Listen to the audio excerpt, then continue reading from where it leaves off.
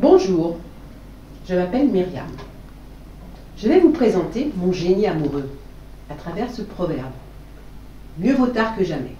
Les 3 histoires qui vont l'illustrer. L'amoureuse que je suis a besoin de vivre la relation en authenticité et en richesse, ce qui suppose simplicité et spontanéité dans l'expression du désir, enrichi par des expériences amoureuses dont l'intensité et la nature ont évolué au fil de la vie. Cela nécessite aussi une parole vivante et libérée pour que se mettent en œuvre les ajustements nécessaires à toute relation amoureuse qui veut perdurer. Je puise mon inspiration auprès de Marie-Madeleine, qui m'interpelle à travers la symbolique qu'elle représente, par sa présence raffinée, sa sensualité, sa sensibilité, sa curiosité du savoir et sa recherche de l'accomplissement par l'amour. Sa relation au divin est le reflet du divin en elle. En effet, pour moi, la relation amoureuse est dans la dimension du sacré. Ma première histoire est celle de ma naissance. Je suis née avec le cordon ombilical autour du cou, si bien que plus j'avançais, plus je reculais. Malgré tout, je suis sortie victorieuse de ce combat pour la vie. Cette naissance donne déjà toute la mesure de mon ardeur à vivre, de ma curiosité et ma détermination à affronter l'inconnu. Elle illustre également ma capacité à avancer dans une direction tout en prenant du recul, quitte à revenir en arrière pour mieux trouver une issue dans les situations difficiles. Cette expérience fondatrice est exemplaire, de par la faculté qu'elle m'a donnée de savoir prendre de nouveaux chemins quand la vie m'a mise dans des situations où je me sentais bloquée. Elle m'a permis d'échapper aux routines stériles de ma vie de couple et à la monotonie de savoir-faire répétitif dans ma vie professionnelle. Elle m'a aussi appris que les difficultés recèlent toujours des opportunités. Et c'est cette ressource qui est particulière que j'aimerais partager avec vous dans cette vidéo. Ma deuxième histoire commence le jour où, à 8 ans, ma marraine est venue me chercher chez mes parents. Je devais passer des vacances d'été chez elle. Pour la première fois de ma vie, je me suis sentie écoutée et considérée. Et à travers cette écoute, j'ai découvert que je pouvais faire rire, que ma présence était porteuse de plaisir et de joie. À travers cette relation, j'ai découvert la valeur du lien affectif et j'ai appris à le cultiver. Si j'envoyais des cartes postales, elles n'étaient jamais banales. J'avais à cœur de la divertir et de partager mes émotions avec cette marraine si précieuse dans ma vie. Cette relation m'a servi de modèle dans les liens d'amitié que j'ai établis tout au long de ma vie. En revanche, ma relation de couple, qui a duré plus de 20 ans, a été marquée par une difficulté constante à communiquer.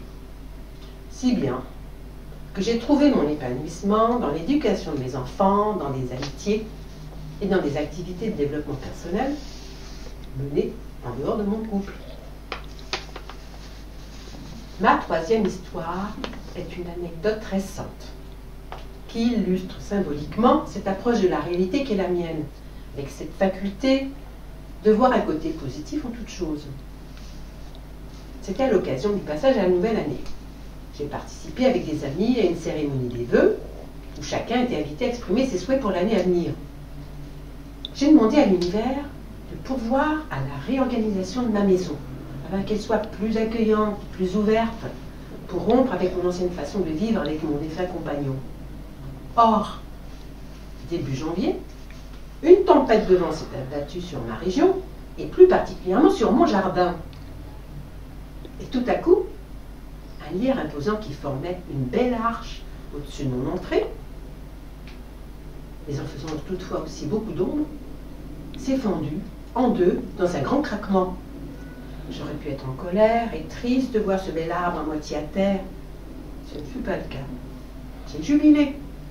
J'ai pensé que ce lierre à moitié cassé, c'était l'hier c'est-à-dire une partie du passé, avec ses ombres, sa tristesse, qui s'en allait, pour qu'une nouvelle lumière puisse entrer dans la maison. Car mieux vaut tard que jamais plus. Je sens que cet événement est un signe qui m'invite à sortir des sentiers battus et à m'écarter de mes anciens schémas, à mettre en œuvre ma capacité de renaissance en faisant feu de tout bois. Notre façon de vivre la vie à deux m'est révélée à travers mes accomplissements personnels. Moi, qui longtemps ai cru que la vie de couple était faite de deux vies parallèles, avec de rares moments en commun, j'ai envie maintenant de jouir de la relation à deux, car je suis enfin convaincue que la vie de couple ouvre une voie nouvelle qui nourrit et embellit le chemin de chacun. Et c'est dans cet élan à deux que je suis prête à m'engager, en faisant feu de tout bois, pour l'enrichissement réciproque. Telle est l'expression de mon génie amoureux, car mieux vaut tard que jamais. Et d'ailleurs, je vous invite comme moi à prendre du recul, à vous ressourcer dans vos vraies richesses authentiques, à affronter vos peurs avec détermination pour traverser les obstacles qui vous séparent du véritable accomplissement dans la vie à deux. En effet, de vraies richesses sont au cœur de la relation de couple, quand elle fait feu de tout bois. Elle pétille, nourrie par les expériences, la créativité et la tolérance. La maturité lui donne le goût d'un fruit savoureux qui a pris son temps pour mûrir à travers les saisons. Voilà pourquoi je vous invite à vivre la force et l'abondance de la relation amoureuse. À bientôt!